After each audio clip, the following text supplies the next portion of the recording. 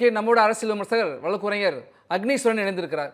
Sir, வதந்தி பரப்புறாங்க, கூட்டணிக்கு வர இருக்கதாக எதிர்பார்க்கப்படுகிற கட்சிகளிடமிருந்து அவர்களுக்குள்ளாக ஒப்பீட்டளவில் எண்ணிக்கையை சொல்லி ஒரு மோதலை ஏற்படுத்தி கூட்டணி வலுப்பெறக்கூடாது என்பதற்கான சதியாக இருக்கலாம்னு நந்தகுமார் உள்ளிட்டவர்கள்லாம் சொல்றாங்க. உங்கள் பார்வை என்ன சார்? தமிழ்நாட்டுல ஆளுமை மிக்க தலைவர்களாக இருந்த கலைஞர் கருணாநிதி அவர்களும் அம்மையார் ஜெயலலிதா அவர்களும் மறைவுக்கு பின்பு தமிழ்நாட்டுல இது போன்ற இந்த வதந்திகள்லாம் தினம் சகஜமாயிருச்சு. இது தமிழ்நாட்டுல எதிர்கட்சியாக இருக்கக்கூடிய அதிமுகவினுடைய பொதுச் செயலாளரும் மத்திய அமைச்சரும் தேசிய ஜனநாயக கூட்டணியில தமிழ்நாட்டினுடைய ஒருங்கிணைப்பாளரும் இருந்த பியூஷ் கோயல் அவர்களும் மாண்புமிகு எதிர்கட்சி தலைவர் எடப்பாடி பழனிசாமி அவர்களும் தலைமையில் முதல் கட்ட பேச்சுவார்த்தை நடத்தியிருக்கிறாங்க. திரு பாண்டா அவர்கள் மாற்றம் செய்ததற்கு பிறகு பியூஷ் கோயலை நியமித்ததற்கு பிறகு முதல் முறையாக ஒரு மரியாதை நிமித்தமாக சந்தித்ததை எப்படியெல்லாம் திருச்சி வர்றது, அரசியலே மக்களுக்கு ஒரு வெறுப்புணர்வை தூண்டுகிற அளவிற்கு இந்த வதந்தி பரப்பப்படுகிறது. எனக்கு ஒண்ணு ஞாபகத்துக்கு வருது. 2010 கலைஞர் அவர்கள் ஆட்சி விட்டு போகிற போது அவர் சொன்னாரு, நாங்க 2011 200 தொகுதியில வெற்றி பெறுவோம் அப்படின்னு சொல்லி அன்றைய உளவுத்துறை ஐஜியாக இருந்த ஜாஃபர் சேட் அவர்களை வைத்து ஒரு செய்தியை பரப்பினார்கள். அதே மாதிரி தான் இன்றைக்கும் திமுக ஆளுகிற கட்சி அரசு இயந்திரத்தை பயன்படுத்தி செய்யறாங்களா என்பதுதான் என்னை போன்றவர்களினுடைய நோக்கமாகவும் இருக்குதுன்னு நான் பார்க்கிறேன். ஆனால் இதை யார் வெளியிட்டது என்பது இன்று வரையும் தெரியவே இல்லை.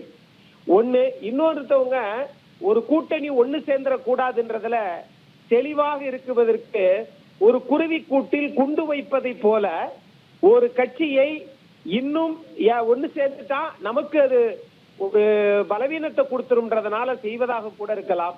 இதை யாரும் மறுக்கவும் இல்லை. அதிமுக தரப்பு அதை ஏற்றுக்கொள்ளவும் இல்லை, மறுக்கவும் இல்லை. அதே போலத்தான் திமுகவும் ஏற்றுக்கொள்ளவும் இல்லை, மறுக்கவும் இல்லை. அப்படின்னா இது உண்மையிலேயே கேப்டன் அந்நியா அவர்கள் சொன்னதை போல இது யார் செய்த குற்றம், யார் பத்த வச்ச திரி என்றெல்லாம் தெரியல. ஆனாலும் அறுக்க தெரியாதவங்க இடுப்பை சுத்தியே 58 அருவாய் எதற்கு என்று கேட்டதை போல இவர்கள் எல்லாருமே சேர்ந்து ஒன்றை பலவீனமாக்க வேண்டும் என்று முயற்சி செய்யறாங்க. அதுல யார் அப்படி முயற்சி செஞ்சாலும் தோல்வி அடைவார்கள்.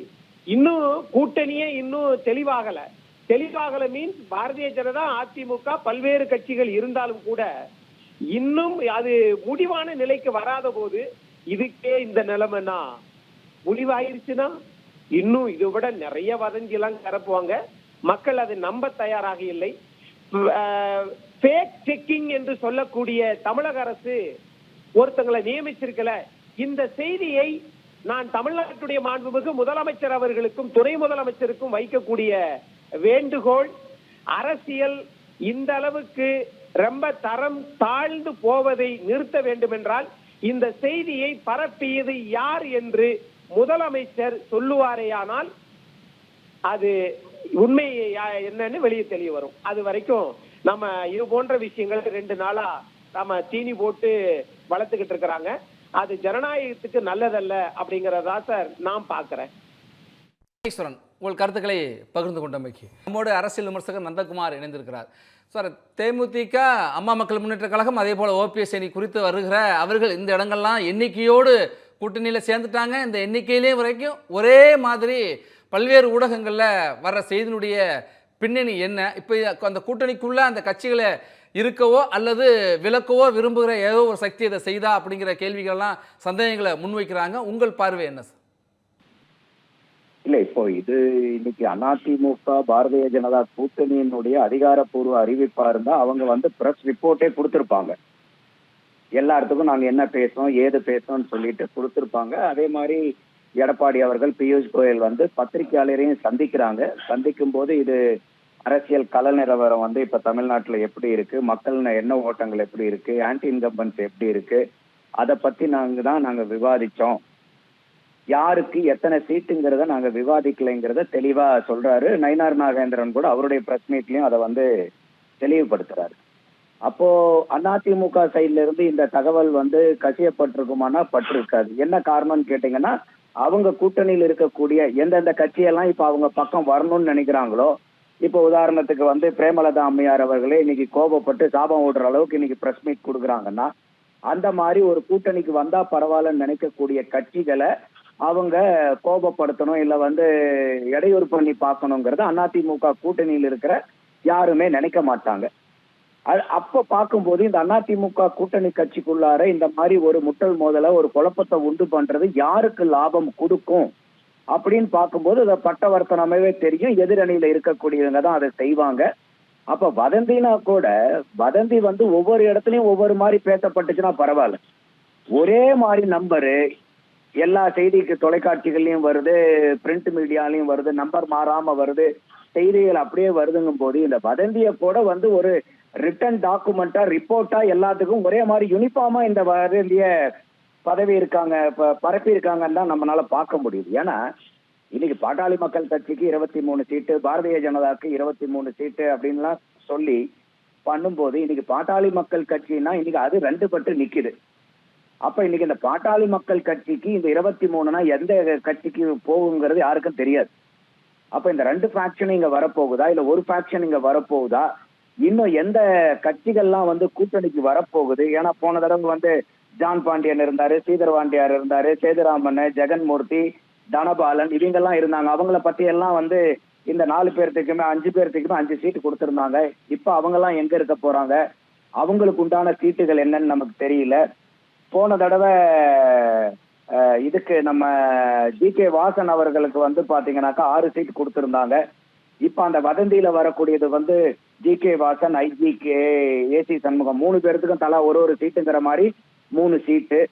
அப்ப டிடிவிக்கு 6, ஓபிஎஸ்க்கு 3, டிஎம்டிகேக்கு 6ங்கும் போது இது எந்த அடிப்படையில நீங்க, அதாவது இது ஒரு உண்மையா இருக்கக்கூடிய பட்சத்துல இருந்தா கூட நம்ம எடுத்த டாக்குமெண்ட்டை வச்சு அனலைஸ் பண்ணும்போது எந்த நம்பர் கோடையும் இந்த வதந்தியில வந்த நம்பர் வந்து டேலியே ஆக மாட்டேங்குது. அப்ப இது கட்டாயமா இது வந்து உண்மையான ரிப்போர்ட் இல்ல, இது வந்து ஒரு ரூமர் கிளப்பி விட்டுருக்காங்க. அப்ப இந்த ரூமரும் சில நேரத்துல வதந்திகள் வந்து தானே உருவாகிற வதந்திகள் உண்டு. அப்படி அந்த மாதிரி தானே உருவாகக்கூடிய வதந்திகள் இருந்தா ரிப்போர்ட்டுக்கு ரிப்போர்ட், இப்ப இடத்துக்கு இடம் அதனுடைய தகவல்கள் அதனுடைய எண்ணிக்கைகள் மாறுறத வந்து நம்ம பல நேரங்கள்ல சந்தர்ப்பங்கள்ல பார்த்திருக்கோம். ஆனா இப்ப நடந்ததுல வந்து எல்லா பிரிண்ட் மீடியாலையும் டெலிவிஷன்லயும் ஒரே நம்பர் வருதுன்னா இது பிளான்ட் செய்யப்பட்ட வதந்தி.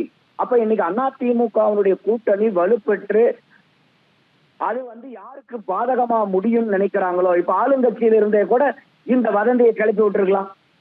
ஏன்னா அவங்கதான் வந்து இன்னைக்கு பெரிய அளவுக்கு விஜயனுடைய வருகையினால அவங்க ரொம்ப பெரிய சேதாரத்தை எதிர்நோக்கி இருக்கிறதா அவங்களுடைய சர்வேக்களே அவங்கள ரொம்ப காட்டங்காண வச்சிருக்கு.